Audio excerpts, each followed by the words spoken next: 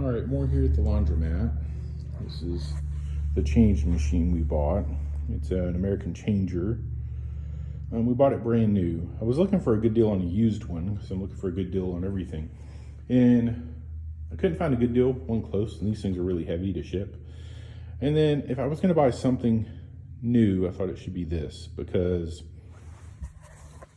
if your change machine doesn't work, your laundromat's basically out of business. And I thought, I don't want that to have issues. I did get the standard bill acceptors. I believe they're Pyramid brand right here. A lot of people upgrade those to Mars, I think it's called. I thought I'd give these a shot, see how they do. And if it gives me trouble, I'll upgrade them. Haven't decided the right height to put that off the floor yet. This is the back room we're gonna rent out. But I framed out a spot for it here in the office wall. And then I decided that spot was too high, because this is about belly button height for me. I'm 5'9", and then your bills are going up here. I think this needs to be down here to make it more user friendly.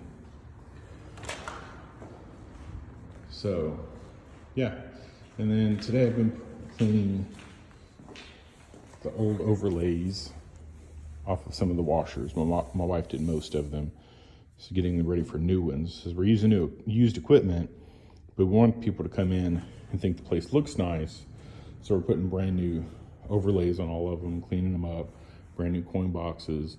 All the coin mechanisms are brand new in all the machines. So yeah, I know a lot of people really bash on used equipment. And I understand that. Maybe one day I will too. I don't own another laundromat, so I don't have any experience. But $250,000 is what I think new washers will cost. I think this is a 60 pounder. I think it would be like 16,000, something like that for this one washer. And I think in all the washers and dryers together, I got like 33,000 in all of them. So I'm starting with used equipment. And if the place makes good money, like I'm thinking it will and hoping it will, I will upgrade to new equipment. When I started this, when we started deciding we're going to build a laundromat instead of buying one already existing, I contacted a distributor, and I was pretty straightforward with him. I told him I was thinking about using used equipment, but wanted to get a quote on new equipment.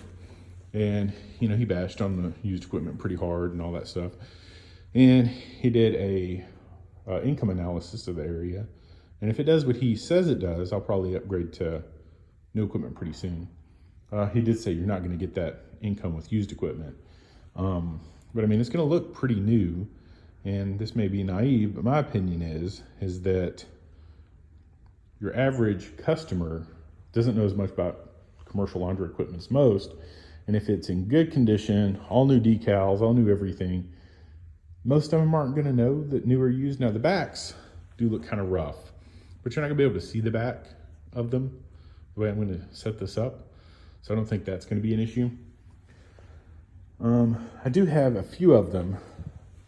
They're right here by the soap tray. It's starting to rust because the newer machines, these side panels are steel, not stainless.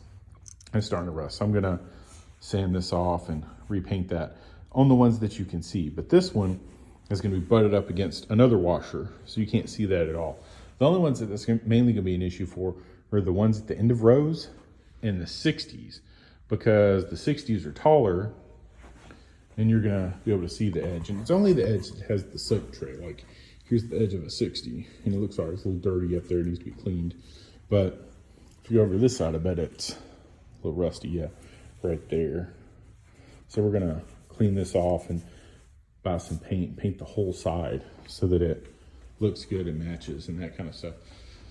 Some extra motors.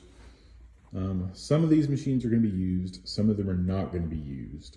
And as I work on stuff and get stuff set up, I'll make some more videos of how I'm doing things and things like that. Maybe people can learn from my mistakes and possibly benefit them a little bit, as opposed to learning from making your own mistakes, I guess.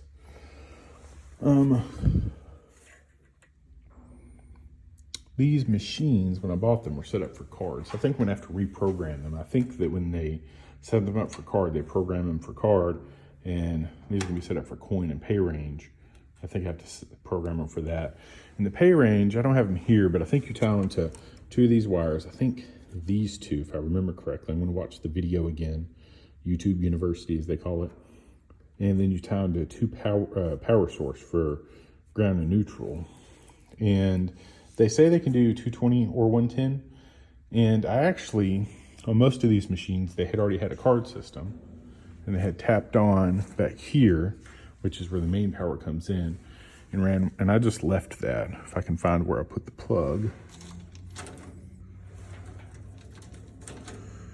Well, I don't see it on this one, but I just left that wire running to the front on all of them. And I was going to, let me go look at this other one. And I was going to tie onto that for the pay range power.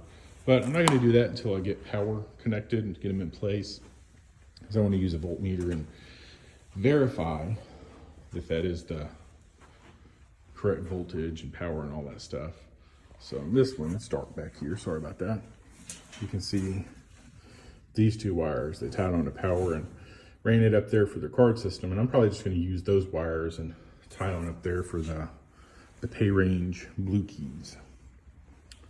So if you have any questions about anything or anything like that, feel free to ask. I'll be glad to answer anything. I'm by far not an expert, but I'm glad to answer anything I can.